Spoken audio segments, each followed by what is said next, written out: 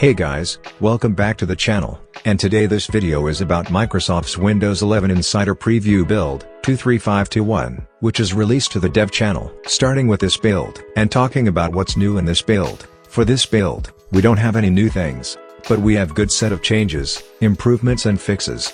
Talking about the changes and improvements, for Windows 365.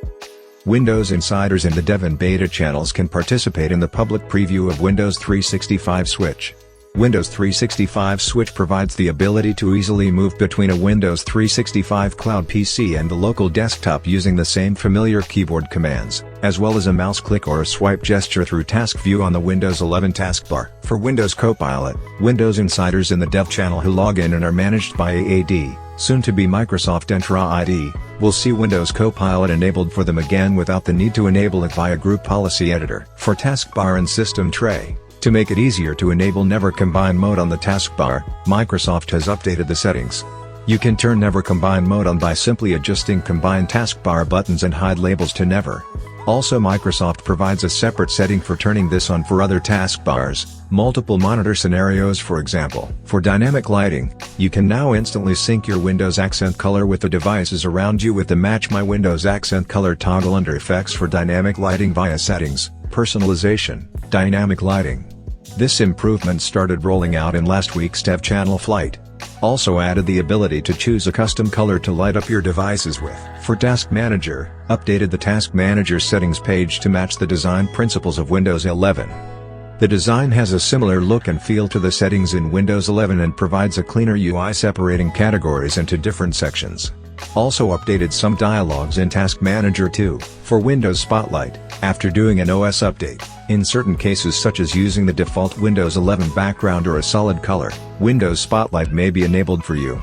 If you decide you don't want Windows Spotlight enabled, you can turn it off, and in future OS updates it should not be enabled for you again unless you choose to re-enable the experience. For search on the taskbar, Windows Search now uses the Microsoft Bing search app to return web content and search results.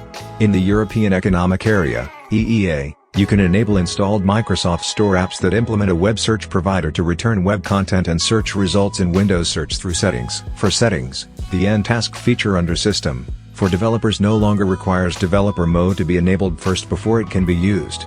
Under Settings, Personalization, Device Usage, added development to the list and toggling it on will launch Dev Home. This matches what is shown in OOBE, out-of-box experience. Regarding other changes and improvements, in the European Economic Area, EEA, Windows will now require consent to share data between Windows and other signed-in Microsoft services.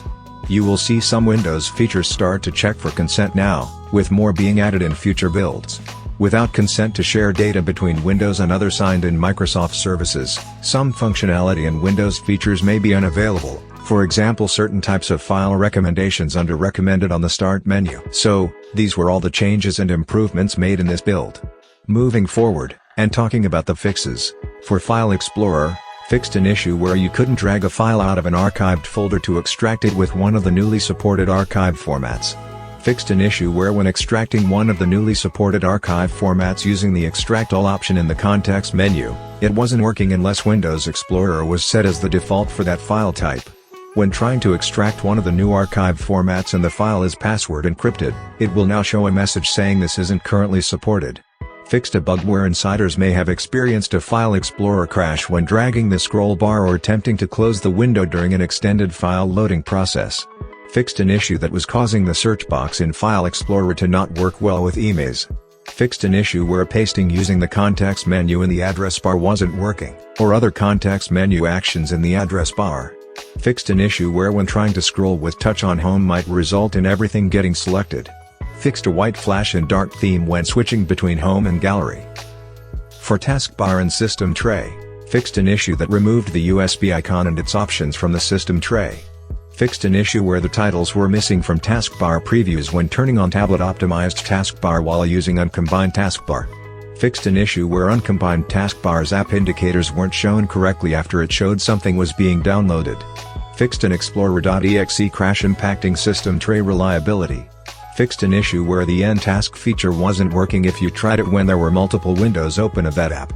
Fixed an issue where using End Task on certain apps would cause other unrelated apps to close. For HDR backgrounds, Fixed an issue where your HDR wallpaper might appear washed out although HDR was enabled. Fixed an issue where it wasn't possible to select .jxl files for your wallpaper slideshow. Regarding other fixes, if Get Help isn't installed, when opening one of the troubleshooters in Settings, it will now prompt you to install it, rather than showing an error about not having an app associated for the action.